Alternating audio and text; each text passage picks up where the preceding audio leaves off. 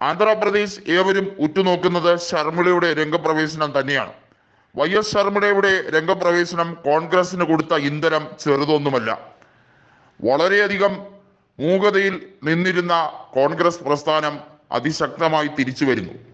YS Rajasekhara റെഡ്ഡിയുടെ മകൾക്ക് ശക്തമായി തന്നെ വേരോട്ടം നടത്താൻ കെൽപ്പുണ്ട് എന്ന് വൈകാതെ തന്നെ കോൺഗ്രസ് നേതൃത്വത്തിന് മനസ്സിലാക്കി.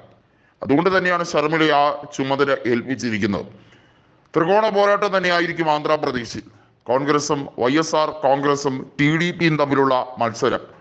BJP ചില മേഖലയിലൊക്കെ കടന്നു കയറാൻ ശ്രമിക്കുന്നുണ്ടെങ്കിലും TDPയുടെ സഖ്യത്തിലൂടെ മാത്രമേ നടക്കുകയുള്ളൂ എന്ന് മനസ്സിലാക്കി ആ ഒരു രീതിയാണ് അവലംബിച്ചിരിക്കുന്നത്. 2014 ലോക്സഭാ തെരഞ്ഞെടുപ്പിൽ TDP BJPയുമായിട്ടായിരുന്നു സഖ്യം.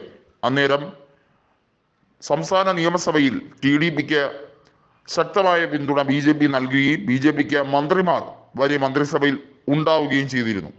ഇക്കുറിയും ആ ഒരു രാഷ്ട്രീയ ലക്ഷ്യം വെച്ചാണ് TDP നേതാവായ ചന്ദ്രബാബു നായിഡു നീങ്ങുന്നത്. ആന്ധ്രാപ്രദേശിൽ എങ്ങനെയും YSR കോൺഗ്രസിനെ മുട്ടുകുത്തിക്കാൻ വേണ്ടിയുള്ള തീവ്രമായ ശ്രമമാണ് ഇവിടെ ചന്ദ്രബാബു നായിഡു നടത്തുന്നത്. TDPയെ സംബന്ധിച്ചിടത്തോളം തിരിച്ചുവരവിന്റെ പാതയിലാണ് എന്ന് പൂർണ്ണമായും പറയാൻ കഴിയില്ല. കാരണം ഭരണവിരുദ്ധ വോട്ടുകൾ ശർമിള ഒരു മേജർ ഷെയർ അവരിലേക്ക് എത്താനുള്ള എല്ലാ സാധ്യതയുമുണ്ട് എന്ന് കൃത്യമായി തന്നെ പറയാൻ കഴിയും.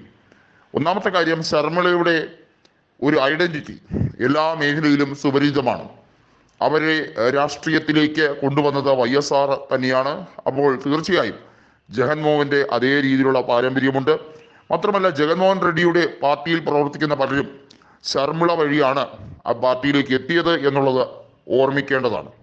അതുകൊണ്ട് തന്നെ ശർമിള ഒരു നേതാവായി കോൺഗ്രസിൽ ഉയർന്നു വരുമ്പോൾ അവരെ പിന്തുണയ്ക്കാൻ പല നേതാക്കളും YSR കോൺഗ്രസിൽ നിന്നും MLA സ്ഥാനവും MP സ്ഥാനവും ഒക്കെ രാജിവെച്ച് കയറുക സർവ്വസാധാരണയായി കഴിഞ്ഞിരിക്കുന്നു. ഇത് ജഗൻമോഹൻ റെഡ്ഡിക്ക് ഉണ്ടാക്കുന്ന തലവേദന ചെറുതല്ല.